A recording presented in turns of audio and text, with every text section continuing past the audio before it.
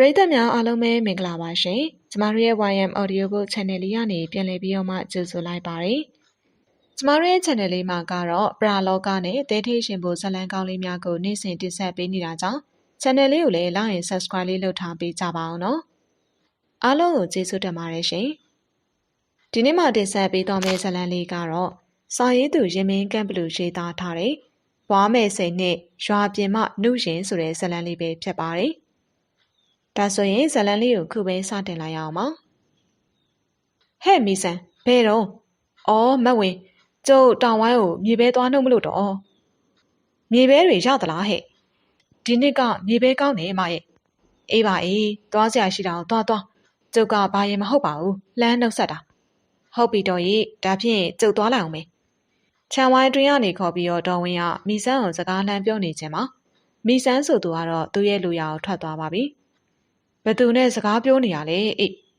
မိဆန်းမမေရဲ့သူမြေပဲနှုတ်သွားမလို့တဲ့။အော်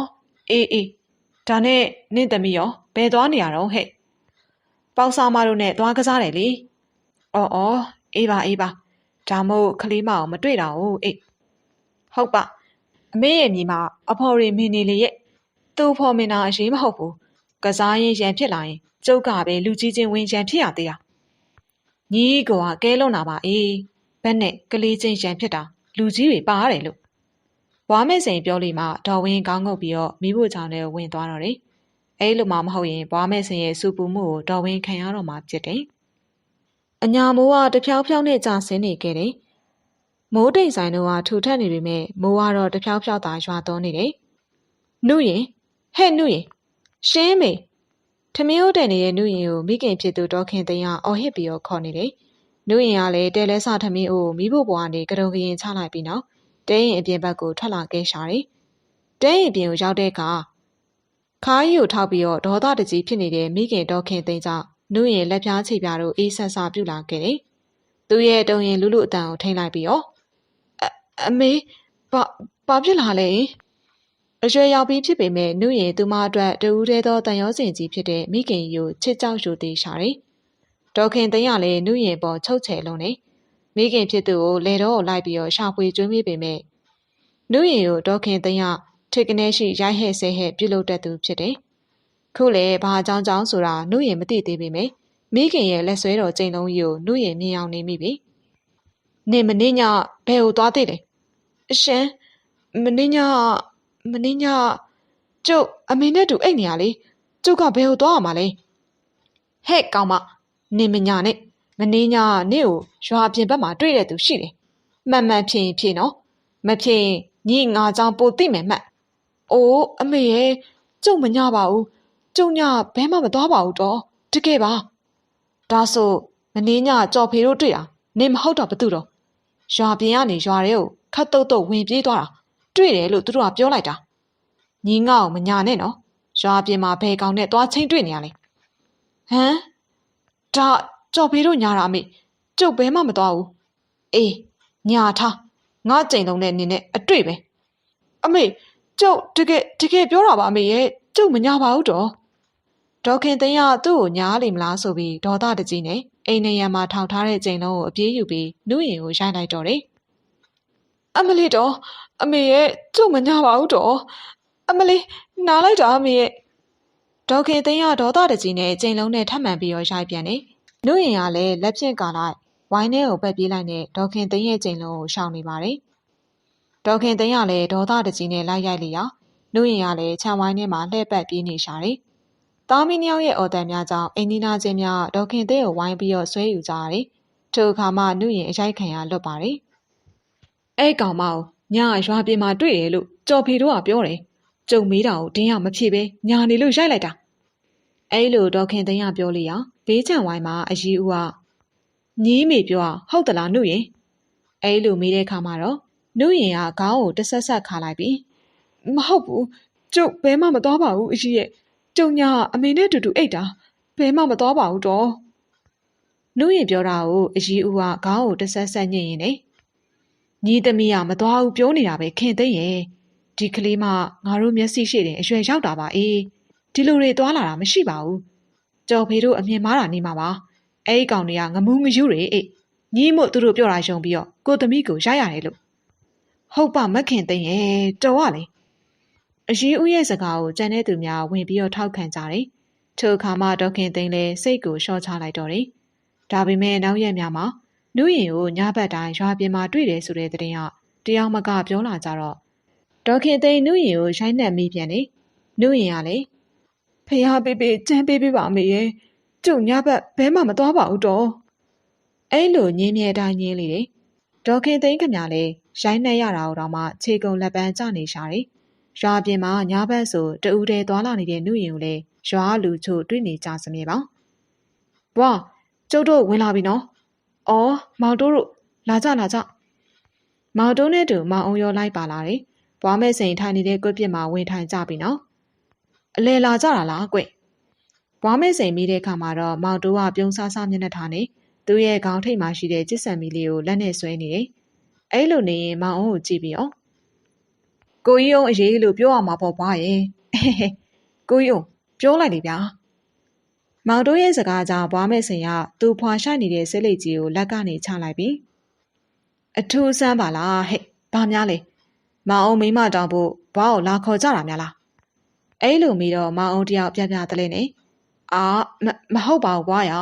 ဒီကောင်ကျုပ်ကိုစနေရဗျဘွားမဲစိန်ရဲ့သားတပည့်ဖြစ်တဲ့မောင်တိုးနဲ့မောင်အောင်ကအညာသားလူကျော်များဖြစ်တယ်ကဲဒါဆိုဘာအကြောင်းလဲဆိုတာပြောစမ်းမအောင်ဘွားကိုအဲ့လိုပြောတဲ့အခါမောင်တိုးကဟောဒီလိုဘွားရဲ့ကိုကြီးမောင်ရဲ့ချစ်သူတောင်ပိုင်းကနုရင်ဆိုတာလေအဲ့လိုအစားချီပြောလေတော့နုရင်တို့နုခင်တို့လားဟုတ်ပါအဲ့ဒီထက်ကနုရင်လေနုခင်ကမြို့ကြီးသားနဲ့ညာလို့မြို့မှာနေတယ်ဗျနုရင်ကဘွားသားကိုကြီးမောင်ရဲ့အချစ်ကလေးပေါ့ဗျာခွေးကောင်စကားကိုအကောင်းပြောပါဟာပြောနေရပဲလေကိုကြီးအောင်ရကျုပ်ကမှန်ရအောင်ပြောတာပါဗျတဲငါလှုပ်ထည့်လိုက်ရမျက်နှာဘိုးကိုမသိဘူးမောင်အောင်ကသူ့ကိုစားနောက်နေတဲ့မောင်တို့ကိုမျက်နှာထားတီတီနဲ့ပြောလိုက်တယ်မောင်အောင်ရှက်နေတာကိုသိလို့စားနောက်နေတဲ့မောင်တို့တယောက်ဆက်ပြီးတော့အဲ့ဒီနုရင်ကိုညဘက်ရွာပြင်မှာတွေ့နေတယ်လို့မြင်တဲ့သူတွေကပြောကြတယ်ဗျအဲ့လိုကြားတိုင်းလေဒေါခင်သိန်းကနုရင်ရဲ့ကြုံပြောတီးတော့တာပဲဘွားကြီးခတ်တာဗျာနုရင်ကလည်းသူမသွားပါဘူးလို့အတွင်တွင်ညင်းနေပြန်တော့နုရင်အရိုက်ခံရတာကိုမကြည့်ရတဲ့သူ့ရဲ့အချစ်ကြီးကိုကြီးမောင်ကဘွားစီကိုအပြေးလာတော့တာပဲပြုတ်မောင်တိုးစကားဆုံးလေရောဘွားမဲ့စင်လဲပြုံးလေတယ်မောင်အောင်ကတော့ရှက်ပြီးတော့ခေါင်းကြီးငုံထားပါတယ်ကဲပါဘာရှက်စရာရှိတော့မောင်အောင်ရဲ့အင်းတော့ခင်သိန်းသမီးအငယ်မနုရင်ဆိုတာလေအချိုးလေးပဲငါသားနဲ့လိုက်ဖက်ပါပဲအေးဘွားမဲ့စင်ကအားရပါရပြောလေတဲ့အခါမောင်အောင်တယောက်ခေါင်းကိုမော့ပြီးတော့ပြုံးနေရှာတယ်မောင်တိုးကလည်းမောင်အောင်ပခုံးကိုဖတ်ပြီးတော့အားပေးတယ်ထိုအခါအားတက်လာတဲ့မောင်အောင်ကလေကျုံနဲ့နုရင်နဲ့ချစ်ကြိုက်နေတာနှစ်ပိုင်းလောက်ရှိပြီပွာကျုပ်လည်းနုရင်ကြောင်သိတယ်သူခမအမေကိုလှုပ်ကြွေးရနဲ့အချိန်မအားလက်တော့ကျုံနဲ့တော့တရက်နေလို့တခါမှမတွေးပြကြပါဘူးဗျာပြီးတော့သူကမညာတတ်ဘူးပွာရဲ့သူ့ကြောင့်ကျုပ်ကဥမချီကအကုန်သိတယ်မောင်အောင်ကသူ့ရဲ့ချစ်သူနုရင်ကြောင်ပြောပြလေတယ်ဘွားမဲစင်ရလည်းစဉ်းစားနေတယ်အဲ့လိုစဉ်းစားနေရင်မှသူ့အမနုခင်ရရောရွာကိုပြန်မလာဘူးလားသူ့အမနုခင်ကမြို့ကြီးသားနဲ့ညာတော့အောက်ခြေခက်လွတ်လို့ဗျသူ့အမေကလည်းသမီးကြီးမှတဲတဲလှုပ်ဗျာပြောရရင်ကျုပ်ကြီးစားနုရင်လေးကသမီးလိမ်မလေးပါဘွားရဲ့ဒါအိုတော်ခင်သိန်းကအမြဲတမ်းစူလို့ပူလို့ရိုက်လို့မပြီးရှာဘူးကိုယူအောင်ပြောရလေဟုတ်တယ်ဗျနုခင်ကမြို့ကြီးသားနဲ့ရသွားတာအရင်လောက်ကရွာကိုတစ်ခါလာသေးတယ်ဒေါခင်သိန်းမမာတဲ့ချိန်ပေါ့ဗျာမအေးဒီလောက်ဖြစ်နေတာကိုပြူစုဖို့ယွန်ရှာနေလိုက်တာကျုပ်ဖြင့်ကြည့်ရတာစိတ်ပြက်လွန်းလို့ပြေးတာရိုက်ပစ်ချင်လိုက်တယ်မောင်တိုးပြောတာကိုမောင်အောင်ကခေါင်းညှိပြီးတော့ထောက်ခံတယ်နုခင်နဲ့နုရင်ကအကြီးငယ်သားပြောတယ်ရုပ်ချင်းရောကိုလုံးကိုပေါရောစင်တယ်မဟုတ်လားကွစင်တာတော့စင်တယ်ဗျရုပ်တရက်ကြည့်ရင်နုရင်ကိုနုခင်မှတ်ရတယ်အေးကွယ်ဒါဖြင့်နုရင်ကိုဘွားစီခေါ်လာခဲ့ညနေကျရင်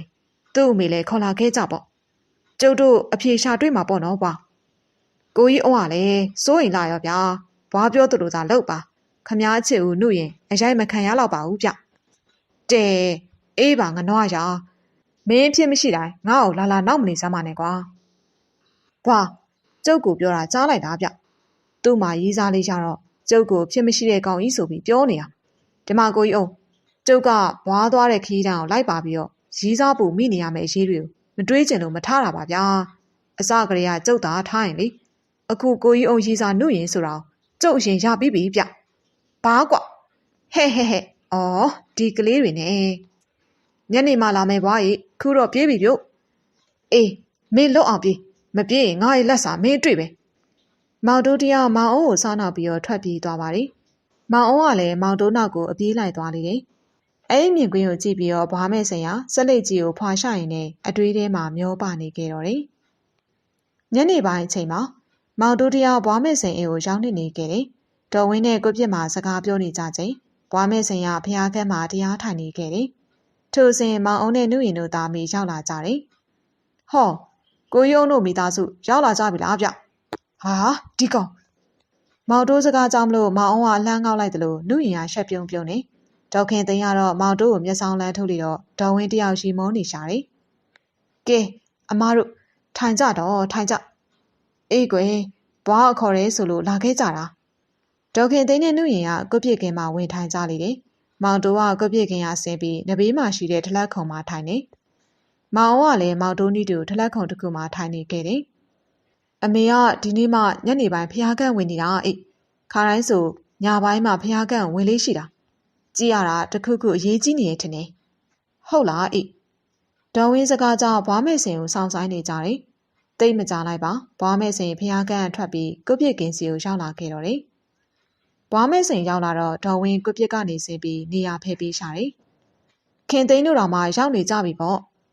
ဘွားခေါ်ရဲဆိုလို့ကျုပ်တို့လည်းလိုက်လာခဲ့တာဘာအရေးများရှိလို့တော့ဒေါခင်သိန်းရမိတဲ့အခါဘွားမဲစင်ရခေါင်းကိုညှိပြီးနှုတ်ရင်ညီကိုညာဘက်ရွာပြင်မှာတွေ့တဲ့သူတွေရှိတယ်ဆိုတာဟုတ်သလားညီသွားသေးလားရွာပြင်ကိုဘွားရဲ့ကျုပ်မသွားပါဘူးတော့အဲ့ဒီကိစ္စပါပဲအမေကကျုပ်ပြောတာကိုလက်မခံပဲချစ်ကနေရှိစူလိုက်ရိုက်လိုက်ဖြစ်နေတာဘွားကူပြောပြပါအောင်တော့မဟုတ်ရင်အမေလက်ချက်နဲ့ကျုပ်သေရပါတော့မယ်နှုတ်ရင်ကမျက်ရည်လေးတဆန်းဆန်းနဲ့ပြောလိတော့မောင်အောင်လဲစိတ်မကောင်းသလိုဒေါ်ဝင်းတို့မောင်တိုးတို့ကလည်းနှုတ်ရင်ကိုတနာနေကြတယ်ညီသမီးနှုတ်ခင်ရွာကိုလာသေးတယ်ဆိုဘယ်တော့မှပြန်လာလဲအဲ့ဒါဒီကောင်မကြောင့်လေကျုပ်သမီးကကျုပ်စီကိုလာတာ哦သူကကျုပ်သမီးအလိုမကြောက်လို့ပြောလို့ဟိုကပြန်သွားတာအမေရဲ့ဒေါခင်သိန်းစကားကြောင့်နှုတ်ရင်မျက်ရည်ပိုးပိုးပေါက်ပေါက်ကျလာတော့တယ်ထို့အခါအကြီးခင်သိန်းကတိတ်လွန်နေဗျာခမည်းသမီးကြီးကခမည်းကိုပြုစုဖို့တောင်မှယွန်းရှာနေတာဟော်ရီနှုတ်ရင်ကမှခမည်းကိုပြုစုလို့ခမည်းကျမ်းမာလာတာဗျအဲ့လိုမောင်တိုးတယောက်နှုတ်ရင်အတွက်မခံချင်စွာနဲ့ဝင်ပြောတယ်ဟဲ့ငါသမီးကြီးကမျိုးဝတထေးနဲ့ရတာဒါတွေဘယ်လုံနိုင်မှာလဲနှုတ်ရင်ဆိုတာလေငါမွေးလို့ကြီးလာတယ်ငါသမီးသူကငါ့ကိုပြုစုရမှာပေါ့ဒါဟုများစာဖွဲ့နေသေးတယ်ဟဲ့ဒေါခင်သိန်းစကားကိုမောင်တိုးတို့စိတ်ပြက်လေတယ်ကဲပါခင်သိန်းညီရဲ့လေတံကိုရှော့အိတ်ဒါတရွာရဲသားတွေဘာလို့ရန်လူစကားတွေပြောနေရလဲဘွားမဲစင်ကဝင်ဟန့်လိုက်တယ်နှုတ်ရင်ညီမပြန်သွားတော့ဘာတွေဖြစ်ကြသေးလဲဘွားကိုမညာတန်းပြောပြဆိုင်အေးဘွားမဲစင်ကနှုတ်ရင်ကိုမေးလိုက်တော့နှုတ်ရင်ကမိခင်မျက်နှာကိုကြည့်တယ်ဟဲ့ပြောလိုက်လေငါမသိအောင်ညီငါသမီးကိုဘာတွေပြောလိုက်လဲဆိုတာဒေါခင်သိန်းပြောလိုက်တော့နှုတ်ရင်ကတက်ပြင်းကိုမြင်းချလိုက်တယ်ဒေါခင်သိန်းနာမကျန်းဖြစ်ချိန်မှာမြို့ကိုလူကြုံတဲ့သတင်းစကားပါးနေတဲ့အခါနှုခင်ရွာကိုရောက်လာပါတယ်ကျုပ်ကအားတာမဟုတ်ဘူးကျုပ်ယောက်ျားကလည်းသူ့လုံးနဲ့သူများနေတာအိမ်မားကလည်းအခိုင်းစေတွေနဲ့ဆိုတော့စိတ်မချရပါဘူးကျုပ်နောက်ရက်ကျရင်ပြန်မယ်မိခင်နာကနေမထိုင်ပဲခက်လန်းလန်းမှနေပြီးတော့အဲ့ဒီစကားပြောလိုက်တယ်တခါအမေကိုလေမြို့ဝဆေးရုံကိုပို့ပေးပါလားယင်နှုတ်ရင်ကအမားဖြစ်သူတတိကတော်ကိုပြောလိုက်တော့အိုးတိမ်မဲ့သူကိုဆေးရုံပို့ပြီးငေါငွေလေးအလက်ကားအကုန်မခံနိုင်ပါဘူးအဲ့လိုဆိုလေတော့နှုတ်ရင်တရားအမားဖြစ်သူကိုစိတ်နာမိတယ်မိခင်ခင်ဗျာသူ့သမီးကြီးလာလို့ဝမ်းသာနေရှာပေမဲ့သမီးကြီးဖြစ်သူကသူ့အနီးကိုတော့မကပ်ပါလူမမာဖြစ်နေတဲ့မိခင်ကိုယွန်ရှာလို့နေတယ်တရက်မှာတော့နှုတ်ရင်ရော့ဒါအမေအာသူပါအတွက်တုံးလိုက်ဟမ်အမားဖြစ်သူပေးတဲ့ငွေချို့ကိုနှုတ်ရင်ကကြည့်နေမိတယ်ရော့ငါတော်နေဆိုရင်ပြန်ပါငါလဲသမားကိုလည်းလှဲပြင်ခိုင်းထားပြီးပြီဒါကနင်အမေအာသူပါကြရင်တုံးဖို့လို့ငါပေးထားခဲ့တာအမနေဟာကျေးဇူးကန်းတဲ့ကောင်မပဲဘာပြောတယ်ငါကျေးဇူးကန်းတယ်ဟုတ်လား နေလားညာလားမသေးကြတဲ့လူမမအတွက်အာတုဘစိတ်ပေးတာကိုကျေးဇူးကန့်တယ်ဆိုတော့နေကဘာတတ်နိုင်လို့လဲဟမ်အေးငါနင့်လို့တထေးကြော်လည်းမဟုတ်ဘူးရွှေလည်းမရှိဘူးငွေလည်းမရှိဘူးဒါပေမဲ့အမေအတွက်ငါရှာနိုင်တယ်အမေယောဂပျောက်ဖို့လဲရောင်းပြီးငါကုမယ်သွားနင်သာနင့်ငွေတွေယူပြီးတီရွာထွက်သွားအမိုက်မရဲ့အဲ့လိုပြောရင်းနဲ့နုရင်ကငိုပါတယ်အေးပေါ့လေနင်ထိုင်နေနင့်ကံပဲဒီလူမမာကိုကုပြီးတော့သာဒုက္ခခံပြီးတော့နုခင်တယောက်ဒေါသတကြီးနဲ့ပြန်သွားလေတယ်နုရင်ကတော့အမရဲ့အမေလိုတာနင့်ဟိုပါနင်ရဲ့ရွှေတွေငွေတွေကုန်နေမဟုတ်ပါဘူးဟာပြောရင်းနဲ့မိခင်မသိအောင်လို့ငိုကြွေးရှာတယ်အိမ်နောက်သူ့ရဲ့လေကိုရောင်းပြီးတော့မိခင်ကိုစေကုသပြီးတဲ့အခါမိခင်ရဲ့ဝေဒနာများတတ်တာပျောက်ကင်းလာခဲ့တယ်နုရင်ပြောပြတဲ့အကြောင်းများကိုနားထောင်ကြပြီးတဲ့အခါဒေါခင်သိန်းသမီးဖြစ်သူကိုဖတ်ပြီးတော့ငိုကြွေးရှာတယ်မောင်တိုးတို့ကလည်းနုခင်ကိုအမုန်းကြီးမုန်းကြတော့တယ်အမလေးအမေကိုတင်ញိုင်ပို့တဲ့အမိုင်းမအောင်မအမေချစ်ရတယ်လို့ငါသမီးငယ်အလိမ္မာလေးရဲ့အမေတောင်းပန်ပါတယ်ကွယ်ဒေါခင်သိန်းငိုကြွေးလေတော့နုရင်ကမိခင်ကိုပွေဖန်နှစ်သိမ့်ရှာတယ်ကဲပါလေတတဝါတစ်ခုကန်တစ်ခုဆိုသလိုပေါ့အခုနုရင်ကိုရွာပြင်မှာတွေ့တဲ့ကိစ္စဒီကိစ္စကိုဘွားရှင်းပေးမယ်ကဲသမီးနုရင်လာဘွားရှိကိုလာအဲ့လိုဘွားမဲစင်ကခေါ်လိုက်တော့တယ်နုရင်ကဘွားမဲစင်ရှိကိုတိုးကပ်လာခဲ့တယ်မျက်လုံးမိတ်ထားနော်ဟုတ်ကဲ့ဘွားအားလုံးကစိတ်ဝင်စားနေကြလိမ့်ပြီနုရင်ကလည်းမျက်လုံးမိတ်ထားတယ်ကဲနုခင်ရောက်တဲ့နေရာစီကနေဒီကိုလာပါ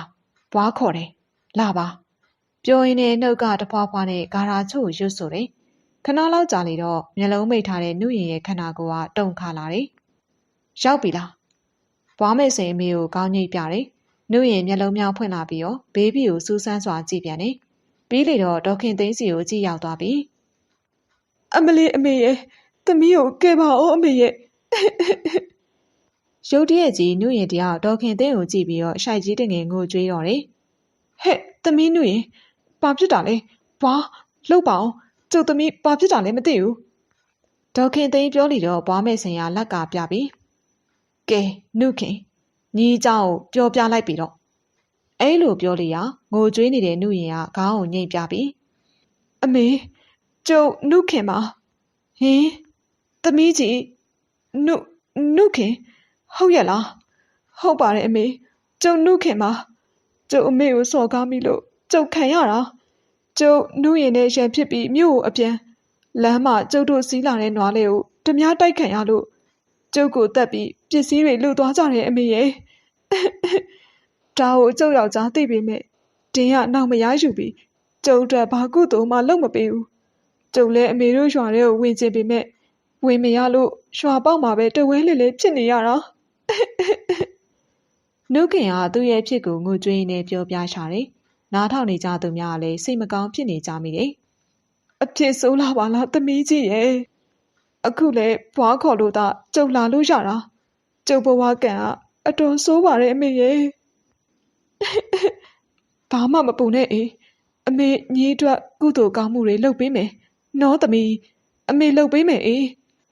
အမေသမီးအမိုင်းမကိုခွင့်လွတ်ပါအမေရဲ့ကျုပ်ကိုခွင့်လွတ်ပါညီမနှုတ်ရင်ကိုလည်းကျုပ်တောင်းပန်နေဆိုတော့ပြောပေးပါတော့ကျုပ်ညီမလေးကမှသမီးလိမ်မလေးပါအမေရဲ့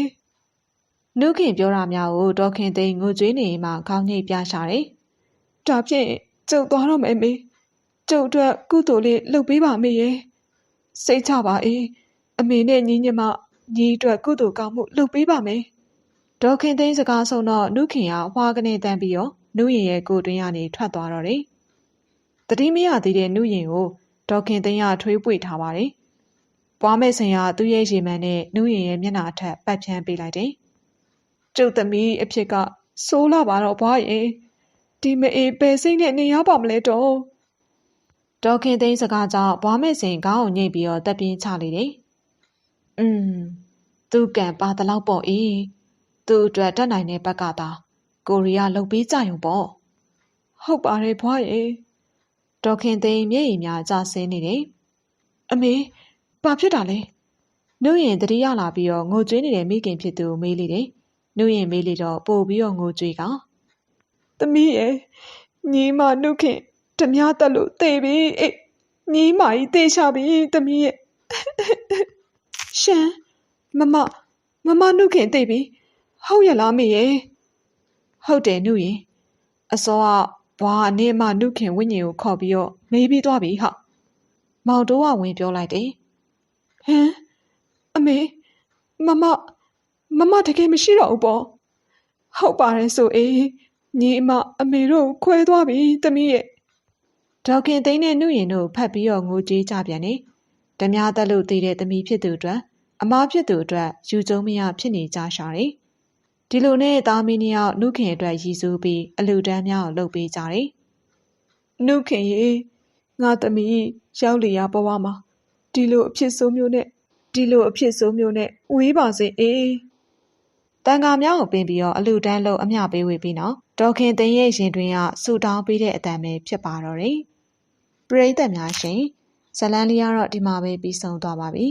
အခုနောက်ဆင်ကြရတာကတော့စာရေးသူရင်မင်းကန်းဘလူးရေးသားထားတဲ့ဘွားမဲ့စိန်နဲ့ရွာပြင်မနှုရင်ဆိုတဲ့ဇလန်းလေးပဲဖြစ်ပါတယ်